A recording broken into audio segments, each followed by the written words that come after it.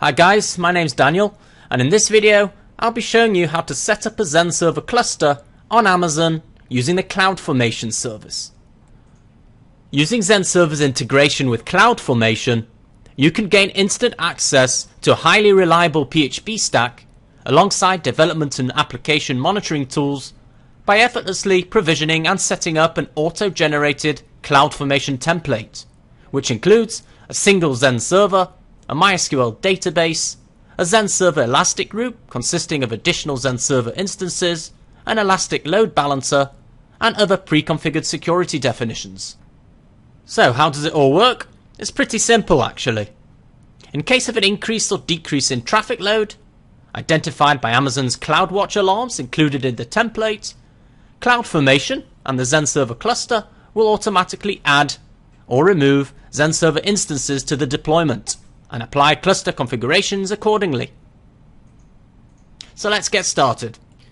Our first step, which is more of a prerequisite really, is to sign up for the Zend Server Amazon Machine Image, or AMI, you want to use through Amazon's Web Services Marketplace.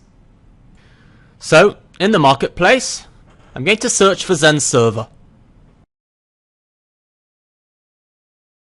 We get a list of all the available Zend Server AMIs.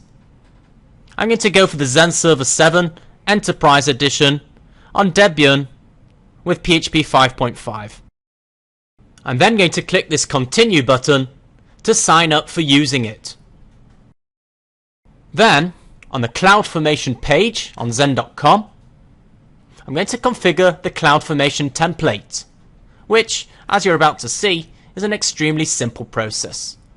First, I'm selecting the Zend Server Edition according to the Amazon Machine Image I signed up for before in the Marketplace.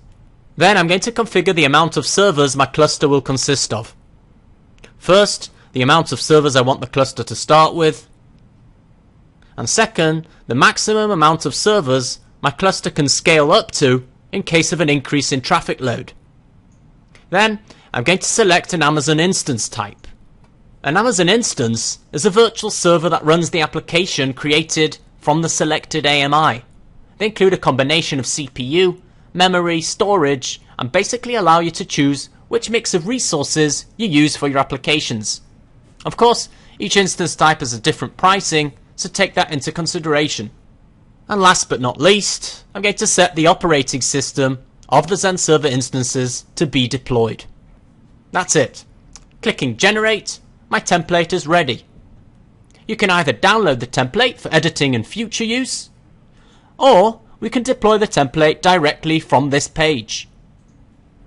What we now get is the Amazon Web Services Management Console with the Create Stack Wizard open.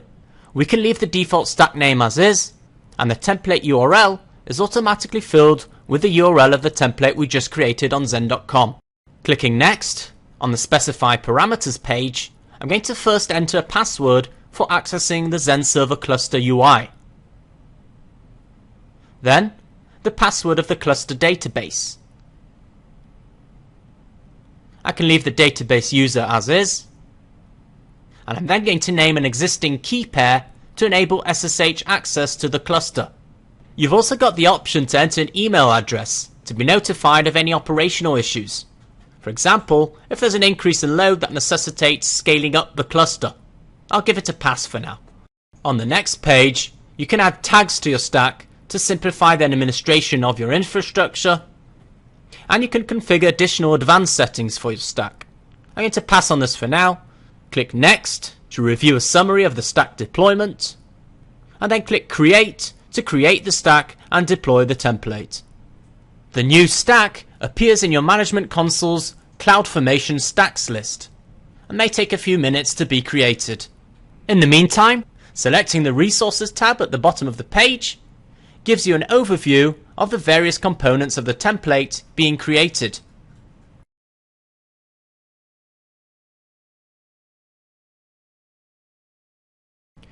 Once created, select the Outputs tab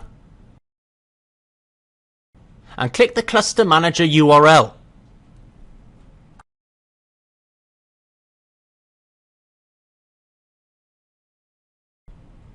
What we're looking at now is the Zend Server login page.